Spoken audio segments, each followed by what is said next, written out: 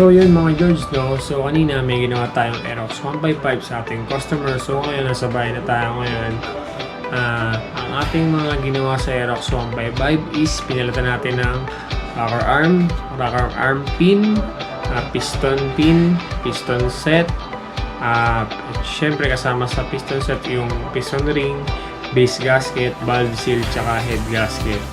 So ayun, na-diagnose natin na yun yung problema niya kasi binalclearance siya kahapon is umaalog na yung rocker arm. Makikita nyo sa video kung ano yung mga nasirang pyesa sa motor na gagawin natin at sobrang ingay nito. So panoorin nyo kung paano natin gagawin. Siyempre kung bago ka lang sa channel ko, huwag mo kalimutan mag-like, share, comment, and subscribe. Huwag mo kalimutan pinutin ang notification bell button para updated ka sa mga bagong video ko. So paano mga George, panoorin nyo lang yung paggagawa natin ng Aerox 155 at paano natin resolbahan ang problema nito. So ngayon mga George, tatanggalin natin ang valve cover tapos yung water pump. Babakasin natin yan para madukot natin yung cylinder head. Aalisin natin yung cylinder head para paltan natin yung valve seal at saka rocker arm. Silipin din natin yung loob kung yung mga tama. So ngayon, ito muna tatanggalin natin. Tanggalin natin itong EDA.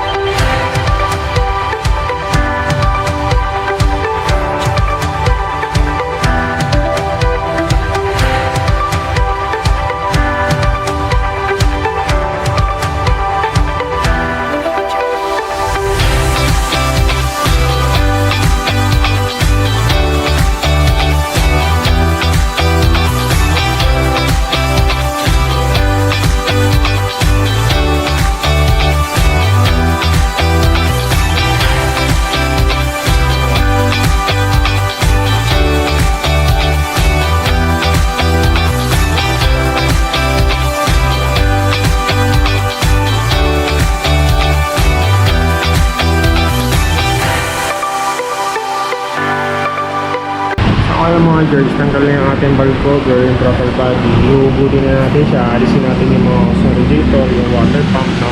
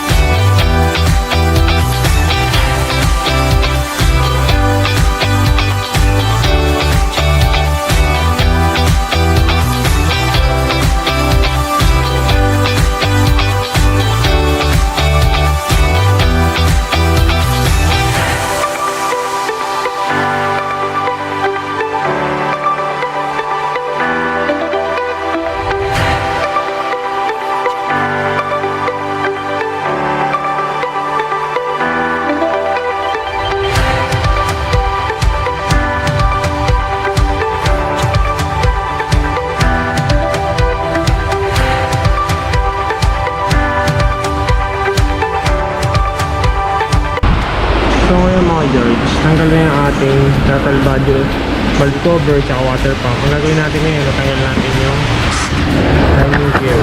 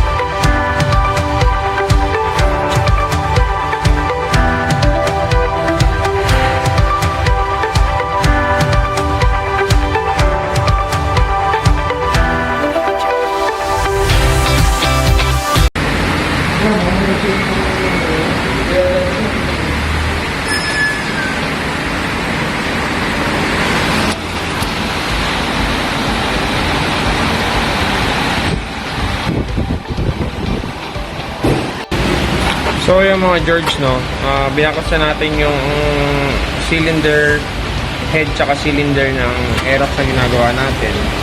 Yung maingay kanina, aspas. Ang problem is yung cylinder niya may gas-gas na at yung piston niya sunog na sunog. Ayan mga George, may gas-gas na rin yung kanyang piston taas baba. At yung rocker arm niya, kung mapapansin nyo kanina gumagalaw, ito ang cause of problem ng paggagalaw niya. Nasira yung rocker arm pin. Siyempre, matik yun, palit na rin tayo ng rocker arm na bago kasi may damage siya pa yung rocker arm pin. So yung mga George, yung piston. Yung camshaft naman niya is wala namang tama. Okay naman yung camshaft. So ngayon si customer bumili ngayon ng pyesa mga George. Kasi ang nabili niya ng pyesa kahapon kasi nagpa-part clearance sa akin to. Kumakalog yung rocker arm. Yung rocker arm lang at siyang pinapalitan ko. So ngayon tinap-overhaul ko siya. Bigla raw nag-usok kanina. Yun, binaba ko na yung cylinder na nakita natin. Yung bore niya may tama na. Kaya pala umuusok ng malakas. So ngayon, waiting na lang tayo sa pyesa ng motor na ginagawa natin mga George. Tapos mamaya iba-valve lapping natin yung mga valve. Papalitan din natin siya ng valve seal. So mga George, pagdato ng ating pyesa ng ating Aerox na valve seal, apat. Rocker arm pin, piston pin, head gasket, base gasket, rocker arm, piston ring, at saka yung circuit at cylinder na bago. So ngayon, nasa lang natin yung valve sa kapit na natin.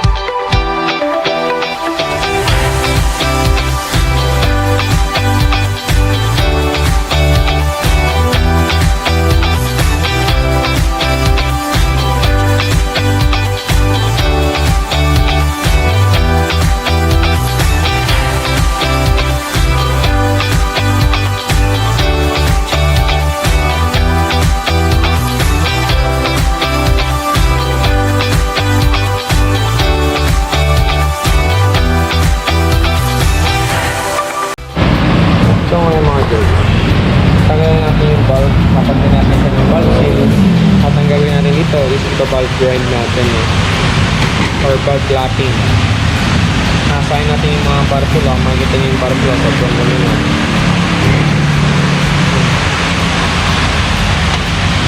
Yung barbula yung misi niya natasa para